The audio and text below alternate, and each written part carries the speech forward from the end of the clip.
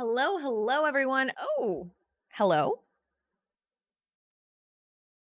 I beg your unbelievable pardon. Hi, microphone. We don't want to work? Microphone said no today.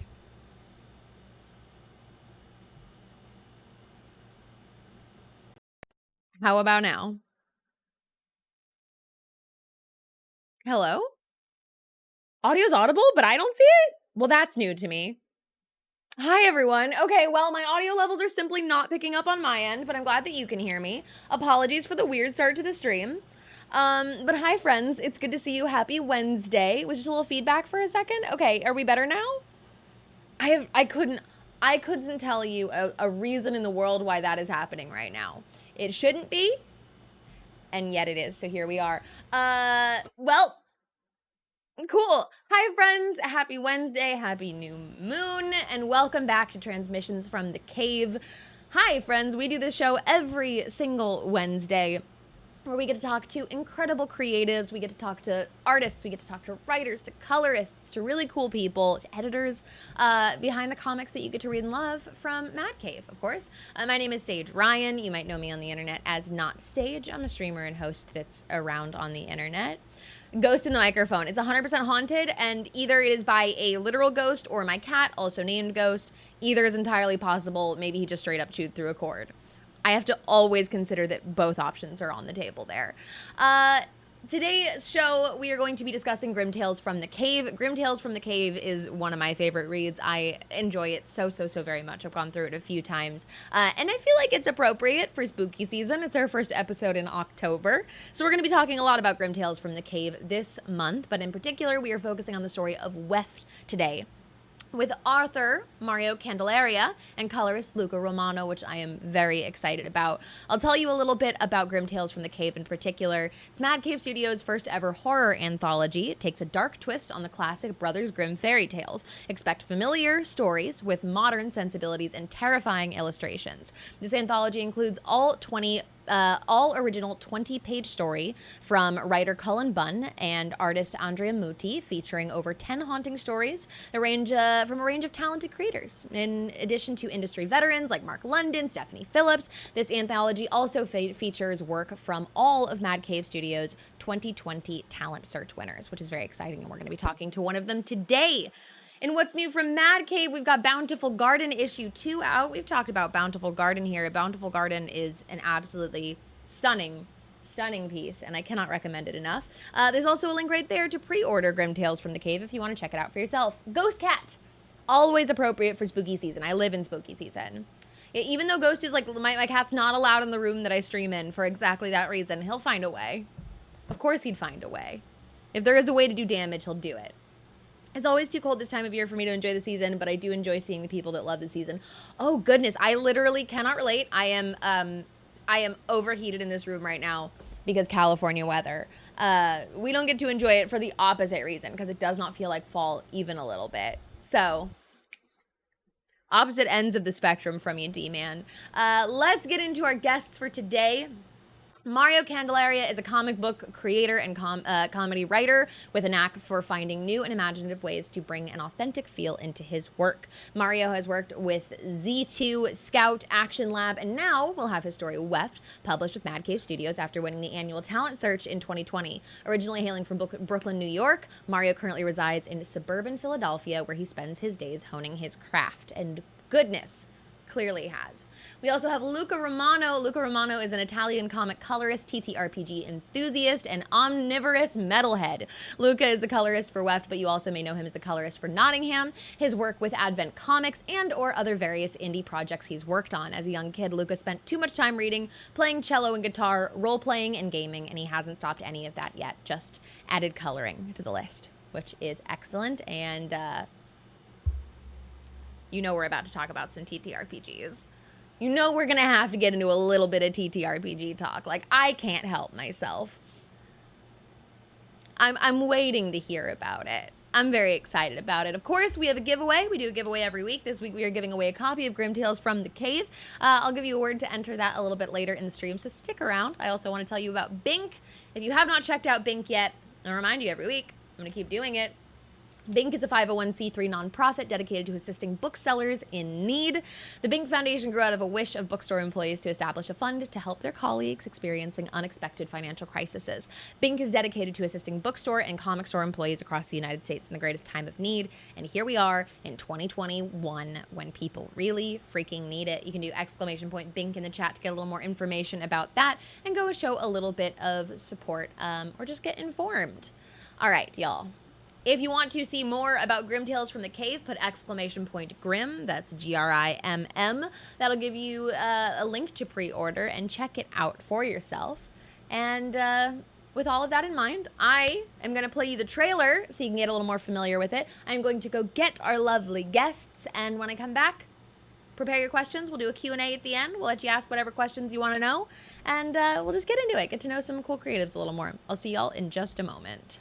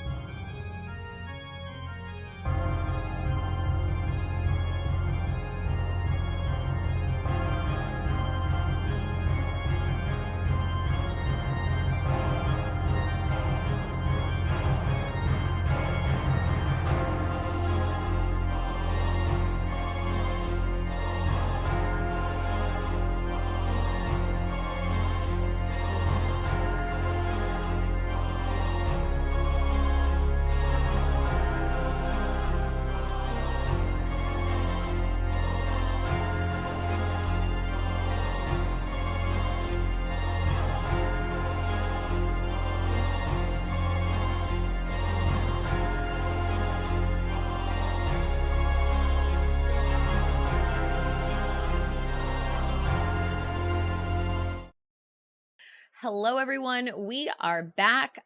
The audio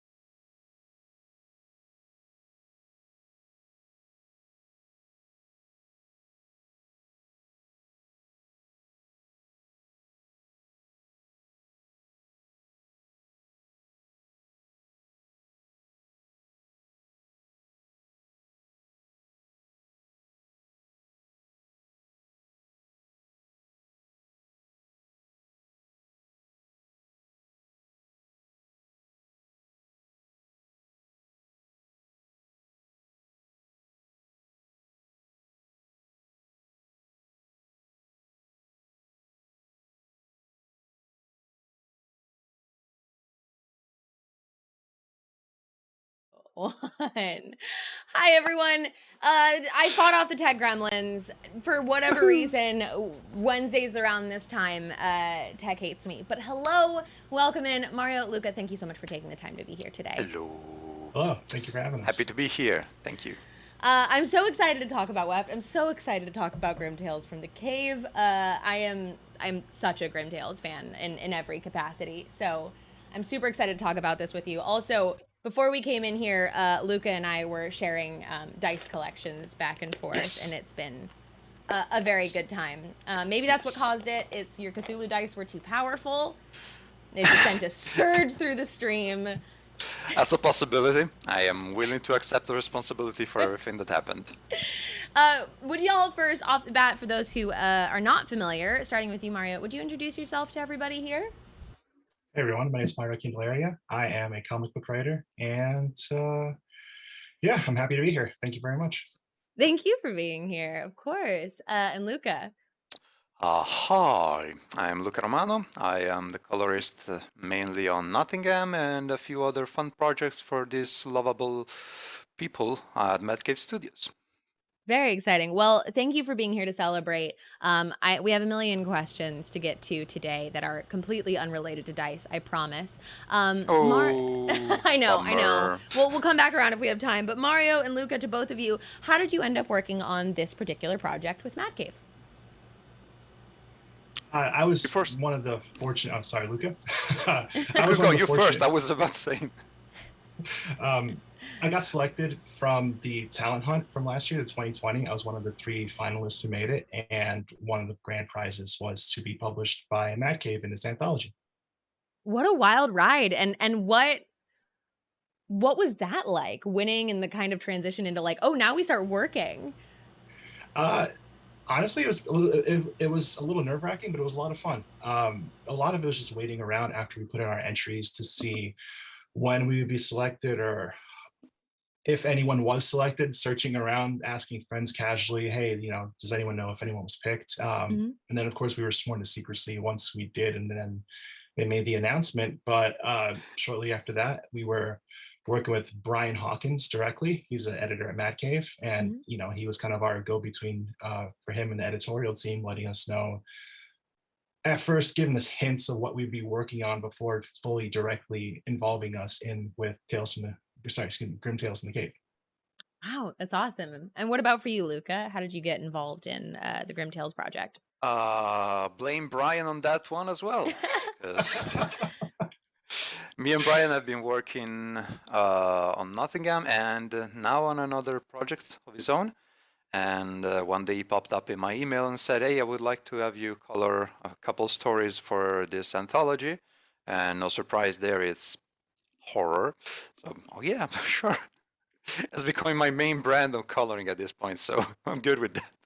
I was quite happy to join in. Very happy, actually.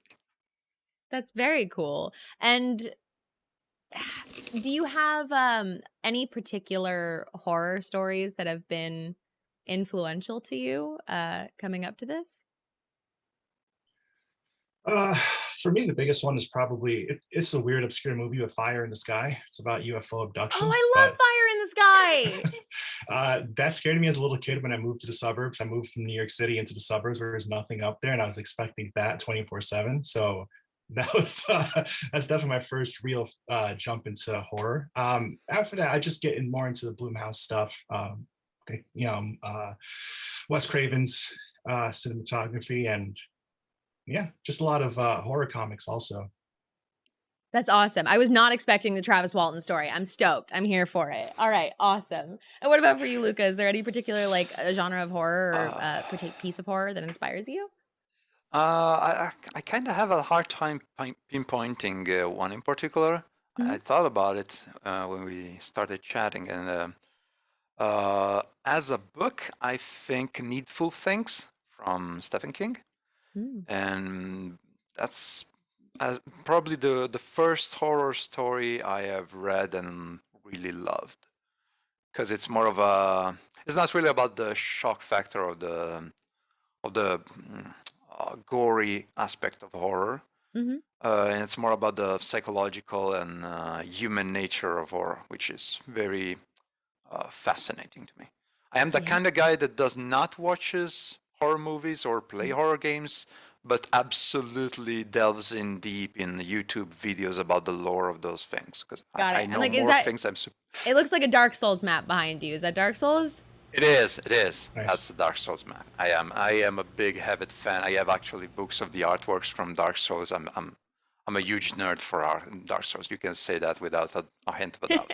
Awesome. So yeah, the visual aspect of the Souls game is something that really resonates with the way I work. So I felt really at home, not only because of the brutal punishment, which I really enjoyed, but also for the aesthetic aspect. That's great. Yeah, we've got a lot of love for Fire in the Sky in chat as well, by the way. Oh Of just yeah. of it just scarring people. Absolutely. Sorry. What about Grimm Tales in particular? Were you a fan of the Brothers Grimm or anything before this, or did you dive into it once you kind of got attached to the project? Yeah, I've been aware of their stories for a long time. I mean, started with the Disney adaptations, of course, and then Yeah. dug back into the original lore. And even then, they had stories that the Grimm brothers adapted before that. Um, yeah, I was just talking to my friend James about Snow White and how the original the original beginning of that was the queen sent the huntsman to kill Snow White and bring back her liver and her lungs. I think those are Yep. the two random organs, and yeah, just you don't really see stories like that so much in the new world. That's something really from the old world, I think. But it really, yeah, they really stick with you. I mean, they stand the test of time, I think. Yeah, absolutely. I mean, it's maybe it's not the right word, but it's kind of endearing in a sort of way. Hmm. How brutal they were, like on a visceral level. Like, oh yeah, I get it. It was very direct. I think that in a Yeah. lot of horror now, we have to find these really, really like wild and creative ways to create more and more gore. Where this was very just like Yeah, yeah. it was to the point, no doubt. Brothers Grimm got to it. I love a Grimm fairy tale. You gotta respect that. Yeah. And how was it when working on the story of kind of navigating around people's expectations of Grimm fairy tales? Were you worried about like subverting expectations or trying to kind of like throw them off of that? Yeah, a little bit.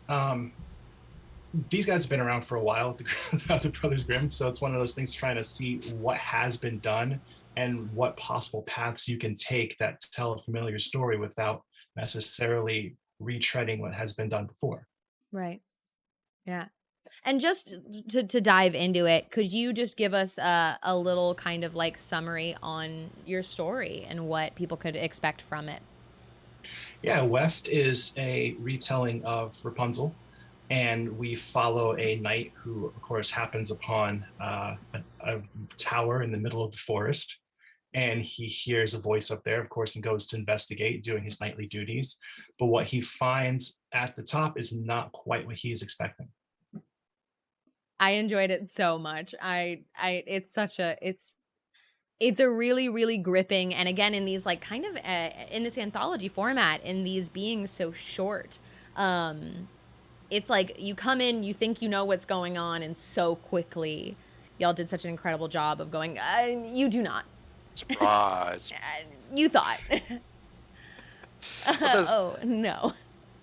well, when I considered the script for this, actually many of the stories in this anthology, there is also made me spur the thought of we kind of are used to seeing the perspective of the one that survived. There is a survivor bias in horror stories. Mhm. There's probably a ton of other people that went through that before and did not come back to tell the tale. So it's nice to see a bit of a spur of you do not know if the hero is gonna live through it all the Yeah. time. This is not a common movie.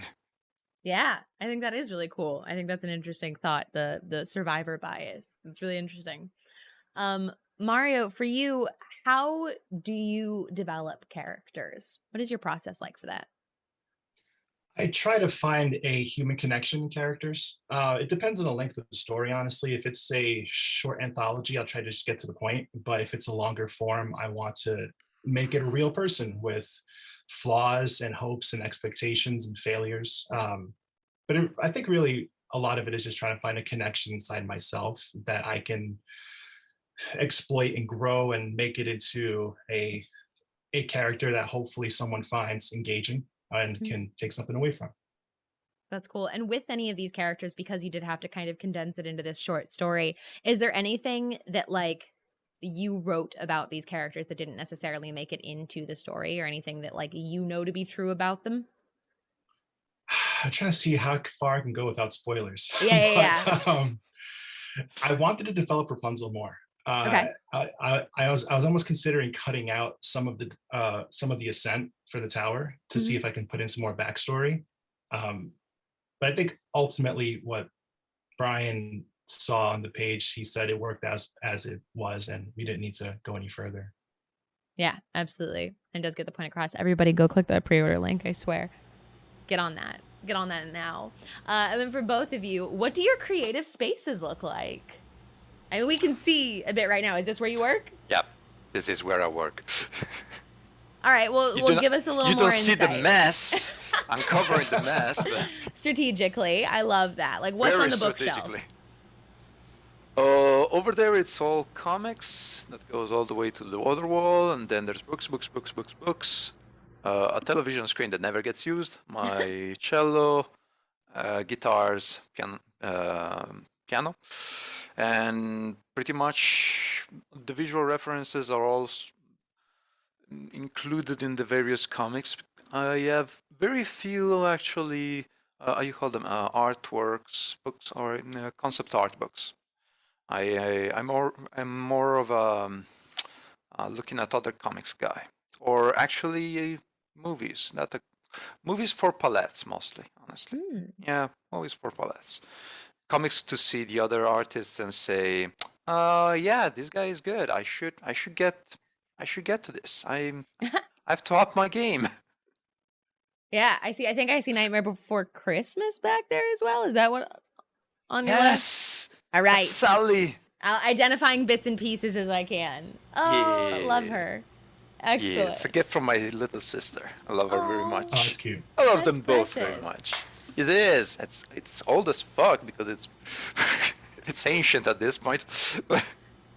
I'm growing old. That's great. Yeah, it looks like it's holding up well. And Mario, I see figures for days. Yeah. This is kind of my workspace. Right now I'm on my desktop. Usually when I'm writing, I'll take my laptop somewhere and I'll just sit down in the living room, or don't tell my boss this, but at work. But yeah, this is just the office that I come into. I have my Xbox behind me and watch a lot of movies. But yeah, I have a ton of comics here as well. You can't see in front of me. It's just two full IKEA those Expedit shelves just full of trade paperbacks. I think I have like 1,000 or so. Wow. Yeah, just like Luca said, I love reading what other people are doing just to see what's out there, and then seeing, okay, I enjoy this story, or this is a good approach to this, or maybe looking to see if I ever move to the big two, what has been done and what I could adapt or pay homage to. That's really interesting. How has so much of comics going digital affected the way that you consume? Are you still like totally on paper? Oh yeah. I am 100% on paper. Okay. The only things I read digitally are from the States because they do not come here easily. And so it's very convenient on a practical sense. But I do love having them on paper. I'm super happy to have the physical, on the touch of the story on my hands, that I can rustle through the pages as I lay on the couch doing nothing while I should be working. Hey, it's practically work. Comics, it's work. It's research. Yeah, it's research, I guess. I say it counts. I'm the opposite. Sorry. Okay. Yeah, I think I'm the opposite. I have I get a lot of Marvel trades, but if it's an independent or my friend's books, I go out to the stores and I get single issues. Got it. Other than that, I have my iPad that I fall asleep reading to every night, and I have the Marvel apps on there and the DC app. My wife makes fun of me because I'll hold in bed. I will hold the iPad. And I'll start falling asleep, and it'll just hit me in the face every once in a while. And she's recorded that video. I think she posted it once before, and it's a little embarrassing, but Incredible. I call it commitment. That's it. One is called research, one is just commitment to the craft. That's it. I love the way you're spinning around our words to make things look much better than we are in the real life. That's what I'm here for. Are you kidding me? Of course. I appreciate you. With that in mind, other than an iPad falling on your face, what kind of obstacles do you face most frequently when creating? Luca, you want to take this one first? I do not have many problems, unless it's I've gotten to a point where I find I can say I'm kind of decent at this. Nice. So I have worked out a method that's very how would you say a standard, let's say a standard. Okay, yeah, you have like a routine. So that I'm not completely thrown out every time I open a page to color. I have no idea what I'm doing. That saves me my sanity, most likely. Yes, absolutely. And the rest of it pretty much all about finding a good medium between how the story reads, how the inks are, how the lines are portrayed on the page, and make them excel the best way I can with the colors. Just bring out the story to the reader and make it punch him in the face as hard as I can. That's great.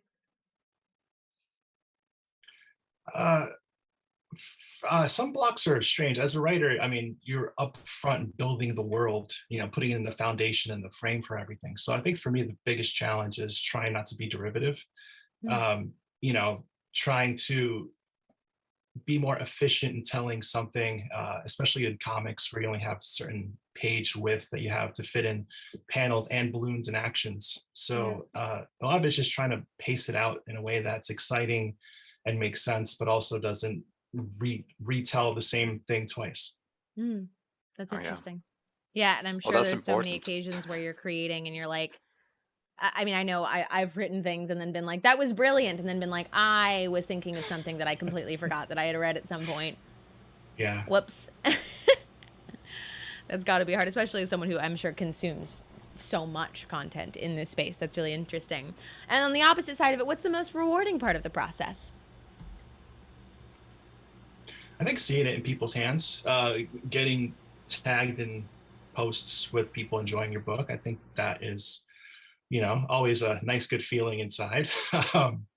Just knowing that something's out there. I could send a picture of something to my mom and say, hey, I did this. Or, or even just sending it to a friend if it's not ready yet, and then getting positive feedback, something I was struggling with or not quite confident in, and them letting me know in an honest way, what works and what doesn't work.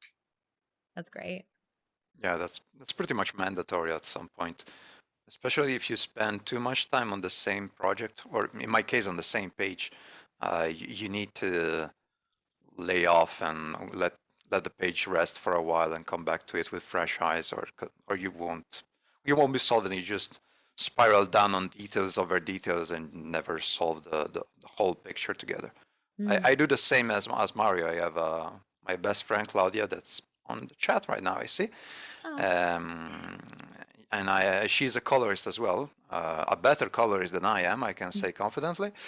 So we kind of bounce to each other. Oh, why do you look at this? What, something pops to your eye? Is there something terrible I should fix, or suggestions?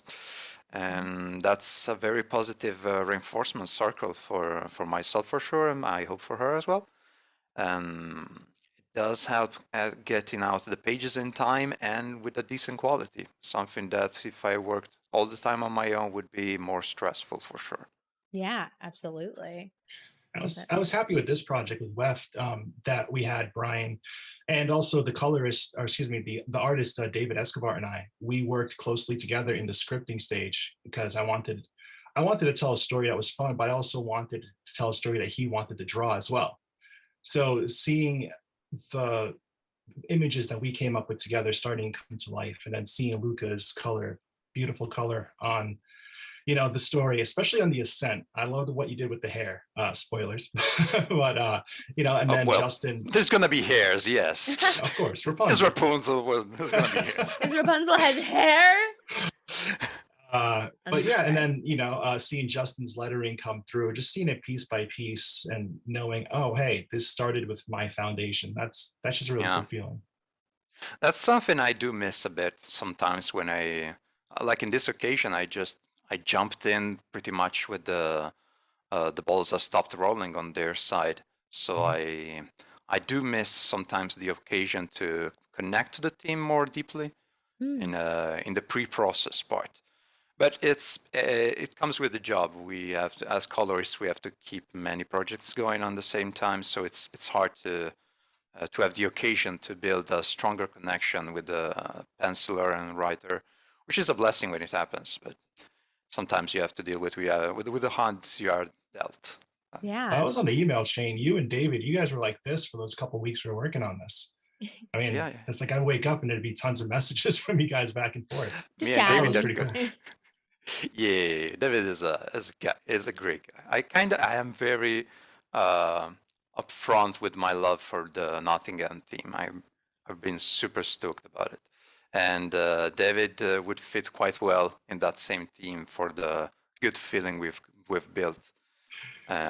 So I'm very happy the way we managed to connect, even with a few short emails, and work out how to make the pages look the best we could. That's awesome. And what inspired you to become an artist, Luca? So inspired, I don't know if it's the right word. I kind of stumbled into it because I started coloring miniatures, minis for Warhammer, stuff like that, when I was in high school. And I was decent about it. I won a competition, but that's it. I didn't thought it would be a career until one of my uncles said, well, what are you going to do with all the skills you're getting? And you have to plan something for your future. And I said, well, that's a drag. I am not going to do that. And originally I thought I was going to write comics because I was an avid reader and I am a bit of a visual person. But that did not work out. I kind of hit a damp around the Academy of Arts years. I had a hard time, and unfortunately, I had learned how to use Photoshop for my graphic design career, which is something I was happily going to move away from because I'm terrible at graphic design. And I found how would you say? I found some pages from who was it? Oh, damn, my memory. Glapion, I think it's Glapion inked pages online that were up for grab, and I figured, well, this is comics. I know how to use Photoshop. Let's see if I can learn how to do this. And I kind of just went along with it as long as I could until I was able to get rid of my other jobs, which is a blessing. I am totally a lucky guy in this respect. I am 100% lucky. Wow, that's really lovely. And what about for you, Mario? What inspired you to start writing?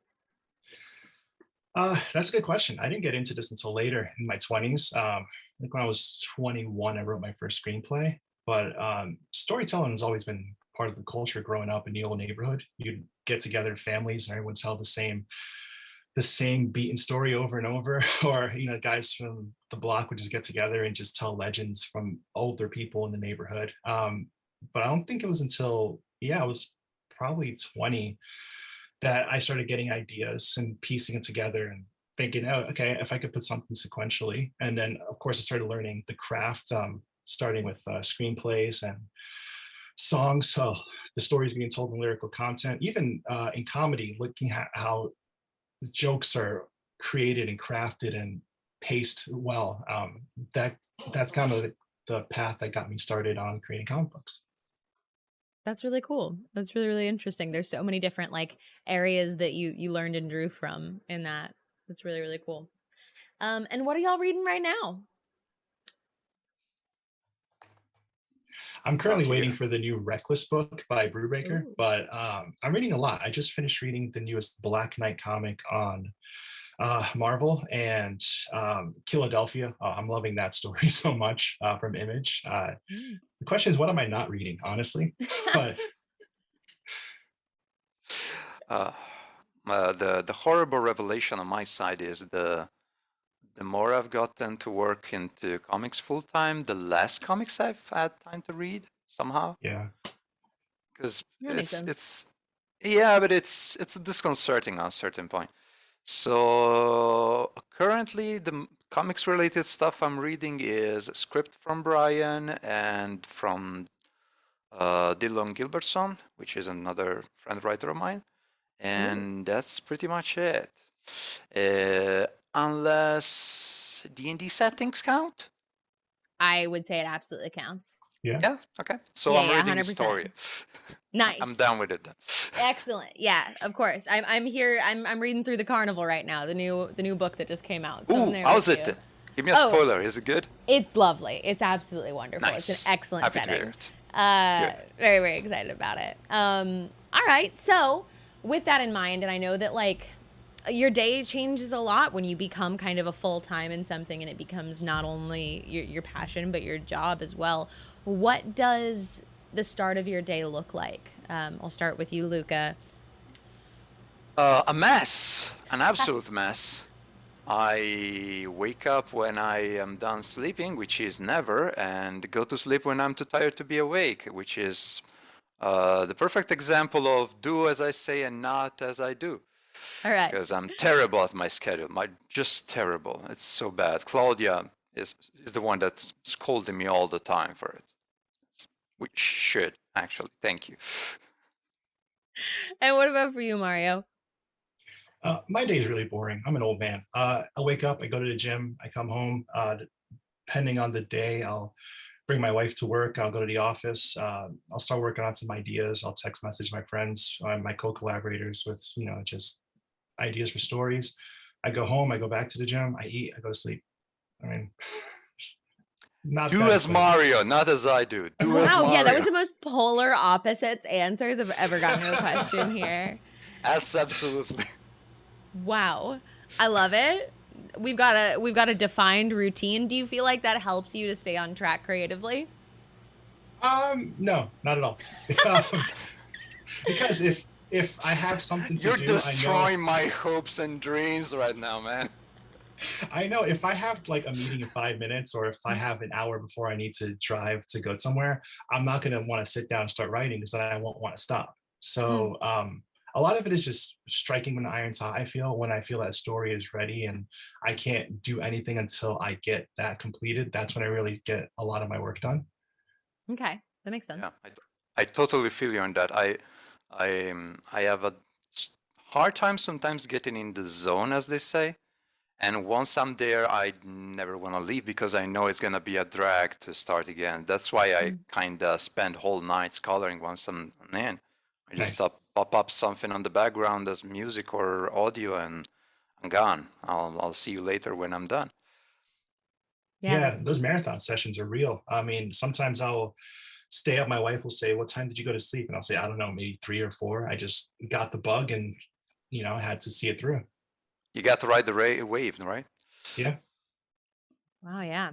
And for those, we have a lot of people that watch sometimes that are kind of curious what it looks like to kind of go into this as a profession, and it looks different for everybody. But on any given day, how much time would you say that you spend on your craft? I think, well, there's different levels in staging. Direct sitting down, typing on the keyboards, probably 10% of the day. But there's a lot of background processing and planning and character building and just, messaging friends asking, "Hey, does this name sound good?" Or, "What do you think about this backstory?" Um, it's hard to put a value on that, but probably I would say 60% of my waking hours are maybe spent working on something in the back of my mind. Wow. Mm, mm. And what about for you, Luca? As effectively being on the computer and working, it's vaguely, well, not vaguely, that's not the word I'm looking for. Strongly depends on how close the deadline are. Yeah. So I can go from 6 to 12 hours depending on how much stuff I have to do. And I manage because sometimes I just zone off and take a day off entirely because Yeah. my brain just stops working and say, oh, that's enough for the week. Just okay. I'll do another deep dive another time. For now, we're done. Yeah. It sounds like you're kind of going till burnout. I'm worried about you, Luca. I am worried about myself. Yes, thank you. But I've never worked. I managed to survive making a whole horror movie without burning out. So I'm Nice. so far so good. So far, so good. Okay. We'll go with, yeah, as you say and as you do, healthy routines, remember to eat and sleep and stuff like that. I do. You see the amount of water I drank. That is Wow. impressive. That's way better than I'm doing. Hydrate, guys. Also do as I say, not as I do, because I'm not even doing that by any means. In terms of audience, who do you think that this book is for? I would go for. I've read through it. I've not read all the stories, but I skimmed through it, and I would definitely go for the young adult or fully adult. I've seen some pages that if I've seen them when I was a younger kid, I would be quite impressed, let's say. So it's a bit of a stronger. There are some strong pages over there. But I'm also one that says go for it and hurt your feelings all the time, all the way. Just whatever. It's not gonna kill you, right? Sure. And to expand a little upon, like, beyond the kind of age range, if you would, Mario, of like, who do you think would have something to gain or enjoy from reading? I think contemporary horror fans would dig this, but also more classical horror fans could find something in the Grimm brothers and the familiarity of what we are adapting. This definitely, it's not for little kids, like Lucas said, definitely adults and younger adults. But yeah, I think fans of horror can jump in and take away something from this, but also casual fans. I think that they might also find stories that they enjoy. Yeah, I think that's an excellent description of it. I'll remind you all once again, you can do !Grimm in the chat if you want to go check out that pre-order, of course. Have you worked on other genres outside of horror for both of you? It has become actually a real joke that I have become a horror colorist. But I do have worked on other stuff, which is surprising. Do you have a favorite genre? I kinda dig the horror genre, the gritty, but not necessarily the horror per se, like the supernatural horror, but more of the gritty, realistic stuff. Okay. I feel that suits me well as a coloring, as the coloring sensibility. That's the word I was looking for. But I do have done superhero stuff or more cheery, exciting action stuff. Nothing really posh. That is missing on my curriculum. Somehow, I'm surprised, right? You see my portfolio and wonder why aren't you coloring Pretty Princess or something? You don't get those jobs if you present yourself this way. We're putting it out into the universe. Luca would like to color some pretty princesses. I would not, but thank you for offering. I know, it kind of sounds like you want to color some pretty princesses. That would actually be a serious challenge that I should undertake if I want to get better at my job. So yes, please hire me to color something I'm absolutely not comfortable with and make me a better colorist. There we go. I will hate you, but I will be better afterwards. And Mario, for you, do you have a favorite genre to write in? Yeah, I like more slice of life stuff. I mean, the past 2 years I've been becoming more horror writing. But I love, mumblecore type movies. So I've written a number of short stories and comics that take place just real people. I have a couple things coming that are just more romance orientated. But yeah, I just love, like I said, before, I like to find a connection with the real person, something inside. And I think that type of genre really is my comfort zone. Just trying to find people and their brokenness and how their brokenness fits with someone else's brokenness, possibly. Oh, you would make a great top RPG player, my friend. Yeah, there we go.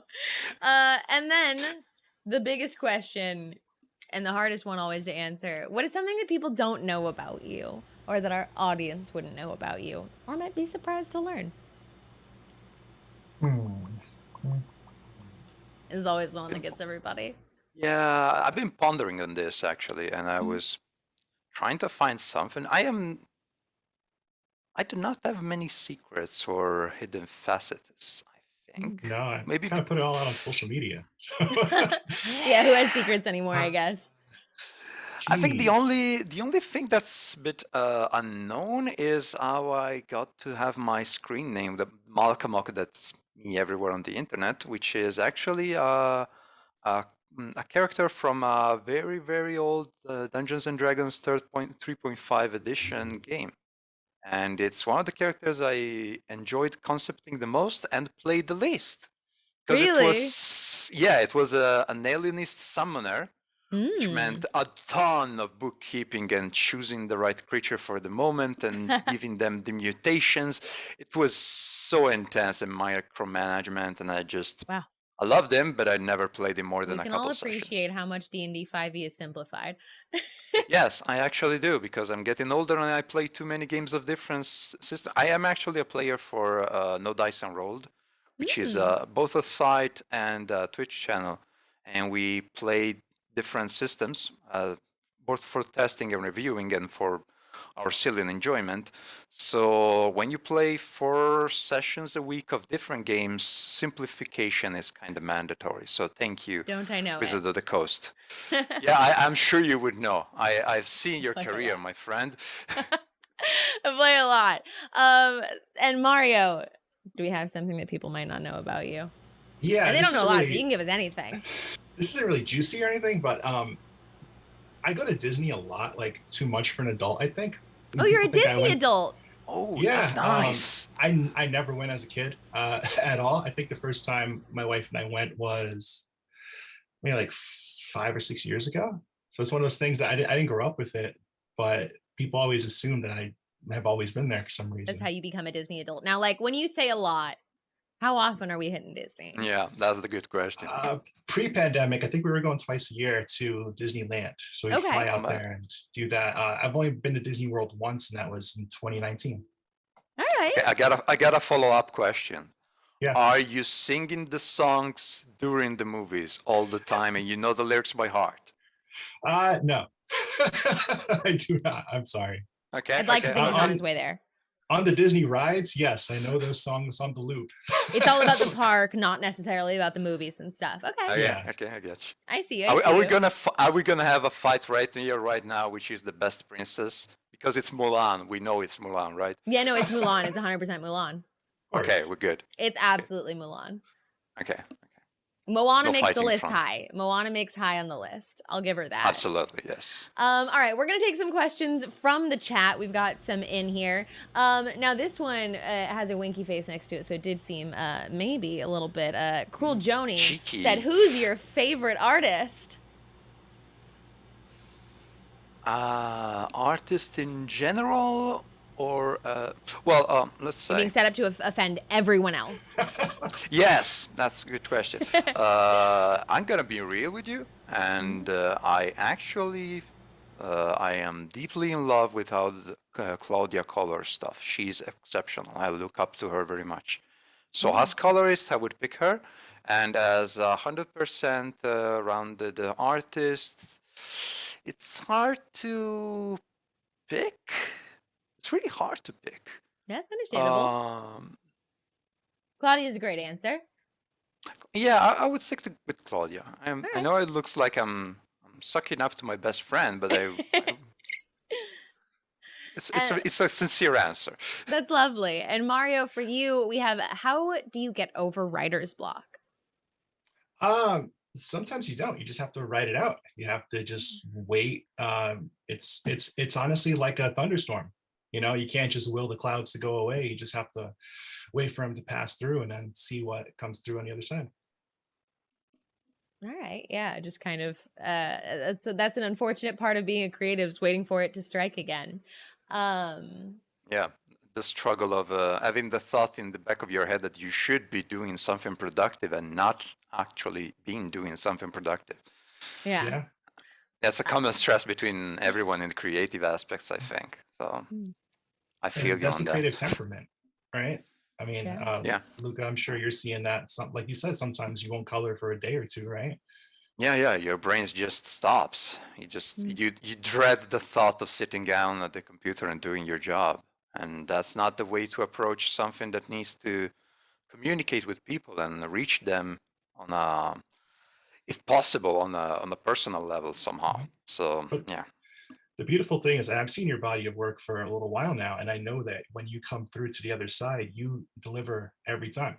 So, Like, there's that you're takeaway making me also. blush. Don't be too kind. You make me blush. Thank you. I appreciate it very much. Thank you very much. Yeah. Avery Kaplan wants to know, Mario, if you've been to Galaxy's Edge then. Yes, we went to the one in Disney World. I loved it. I rode the Millennium Falcon. I flew the Millennium Falcon, and I built the lightsaber. I wore, I don't know if you can see it right here. I have an Imperial hat. And I wore this hat around Galaxy's Edge, and I got treated very differently by the cast there. That's very appropriate. I Yeah, 100% approve of it. I of one of course the had to grab rebels. my saber. Oh, that's beautiful. Oh, I have like one that. too. Should we get that? We're all just showing off our toys now. Oh yeah, I'm yeah, up for it. Let's do it. it was so weird. I almost couldn't build a lightsaber because one of the rebels was just like, "Don't let him in. He's an Imperial." And I had to convince us, like, "Well, I want to build one." That's fun. Oh. Allison asked, do you ever listen to music while you work? And can you tell how different songs or genres would affect your work? You go first. I'm gonna go long on this one, man. Yeah, I mean, this is definitely something that goes deep for me as well. I listen to a lot of The Weeknd. That's my thing for the past year now. And it depends on the vibe I want to get when I'm trying to get into a specific zone for writing a story. Maybe I'll put on a score, or maybe I'll put on just hard hitting remixes with some bass or some classic rock. I mean, it really depends on what I'm trying to do and what vibes I'm trying to both put out and get in. But yeah, I mean, music is a huge part of what I do. I tend to space a lot between genres. I am mostly about my 90%, well, 19, that's too much. 70% of the music I listen to is heavy metal. And I sprinkle in some, for the joy of living, some dark synth and whatever not else cherish my appetite at that moment. But it surprisingly does not influence the way I color. It's more like of a I need to have something in the background to keep the rest of my brain busy while I'm focused on actually doing the work with the and translating the intent of the page more than the way I feel about the music I'm listening to. So it's surprisingly not related. That's why I also used to listen a bunch of podcasts and whatever not, because it's more about having to. It's more about keeping the brain busy and satisfied. Otherwise, I will be fidgeting on my desk. Got it. All right. That's very cool. It's really interesting. It feels like it's a very special skill to be able to separate, the feelings It's a that bit of you're a having from the art you're creating. It's a bit of a weird thing. It's more of a. It's grown to be a more of a conscious thing. More of a. I know when I finally managed to figure out a page, I know what I wanted to emphasize, and I have a few ideas on how to make it happen. Yeah. So unless I fail at it and get stressed out, I generally do not have to satiate my mind with the music that would fit. But on the other side, I am almost always coloring horrors or such, so every metal goes for everything. Yeah. Yeah, that's fair. It suits anyways. All right. Yeah, it just fits. It is time to roll our giveaway. We are giving away a copy of Grimm Tales from the Cave. Very exciting. We need a word for everybody in chat to use to enter in the giveaway. This is open to US only, unfortunately. I'm sorry, our international friends. Shipping is a nightmare right now. So, what should our entry word be? Dice. What was that? Sleep. Dice. Start back at the beginning. Dice? All right. Dice is a I good love one, it. And in the yes. meantime, I would love for you to show us those Cthulhu dice again. All right. Your word to enter into the giveaway is just dice. I will drop it in the chat, for example, for y'all so you can see it. That will be how you enter. Our mods will roll the giveaway and announce who won in just a moment here. In the meantime, while people are entering, where can everybody find you on the internet if they want to keep up with what you're doing and what you're working on? Yeah, people can find me on Twitter at the other Mario C, and on Instagram at another Mario C, and my website is theothermarioc.com. I love it. I Yes. so love it. I wanted to tell you since the first time I saw it, your branding is Grazie. so on point. So on point. And where can they find you, Luca? You can find me on the internet pretty much everywhere as Malkamok. That's double K. On Twitter is Malkamok, and on Instagram is Malkamok Colors, if I recall correctly. Don't expect too much. I am not a big social guy. I mostly retweet stuff that's interesting, and sometimes here and there drop in a few hints of what I'm working on. So if that's up your alley, you're welcome to join in. Otherwise, have a great day. That sounds like something to look forward to. We are going to roll this giveaway here. Let's roll it in like 30 seconds if we can and decide on a winner. Did we get to show them your favorite dice? I've got mine out. While we're talking about dice, I've got mine here. Mine are obsidian. Yeah. These are my favorites. Let's do it. They're all black on black obsidian, and those are my babies. I have gotten as a present the set for the warrior-shaped dices. Whoa, those are so cool. They are. And I like that I was rolling a monk using d10s that are fists as my damage. So that was super fitting. And, oh well, you got to have a metal dice set, which is mandatory, I think. Of course. And some, yeah. Elven dices, which I inherit. Yeah, it is for the noise. It's absolutely, just to annoy the people in the chat when you roll them on the streaming.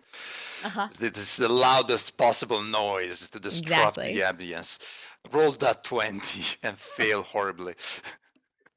All right, we have our winner. That one, Moonkit. Congratulations, you have won a copy of Grimm Tales from the Cave. I look forward to hearing what you think about it. I had such a joy reading it, so I hope that you do as well. One of our mods will get in touch with you. I believe Manny will shoot you a message, or you can shoot them a message to get your copy. In the meantime, thank you guys so much for being here today. This was so much fun. I appreciate you coming and sharing your stories with us. And that's been great. Thank you for having us. Thank you. Thank you for having me in particular. It was really funny, and actually it managed to work all the way through without pretty much a hitch, which is surprising. Yeah. The tech gremlins got beat off with a stick. They know better now. Oh yeah. They're scared. Good job. We are going to take one more BRB. I'm going to play y'all the trailer again for those who missed it in the beginning, so you can get familiarized once again with it. If you didn't win the giveaway, then you get to go check out the website and get a copy of your own. And I will see the rest of you in just a moment.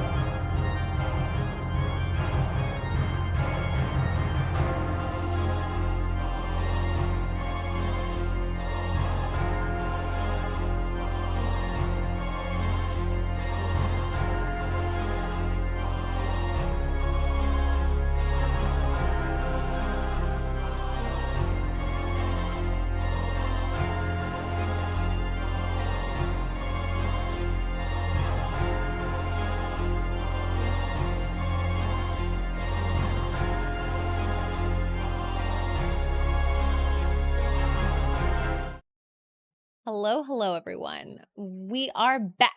Hi, friends. That was so much fun. Thank you for joining us for another Transmissions from the Cave. Be sure to go and follow our guests today if you haven't already.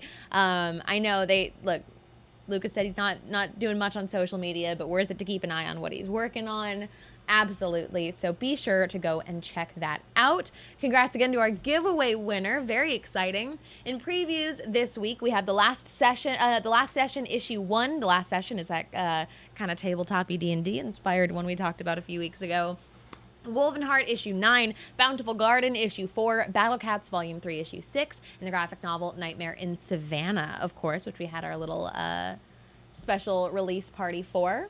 A huge thank you to everybody on the Mad Cave team. Thank you to Allison, Miguel, Manny, Frank, Mark, Gio, and the rest of the Mad Cave crew, of course, for making this possible. You should be already following us here on Twitch. I'm sure you are. But you can also follow us on Twitter, Instagram, and YouTube to keep up with all things Mad Cave. If you want to follow me, you can find me everywhere on the internet at NotSage. I stream over on my channel. I'm on all kinds of things. I'm on Twitch like 100% of hours of the day I'm awake. So you can find them over there. Next week, we will be having another conversation about Grimm Tales from the Cave, which is very exciting. We're going to be focusing on Grimm Tales a lot this month because it's October and it's seasonally appropriate and we are celebrating accordingly. Thank you, everybody, once again for being here. Take care of yourselves, and we will see you next Wednesday. Bye, friends.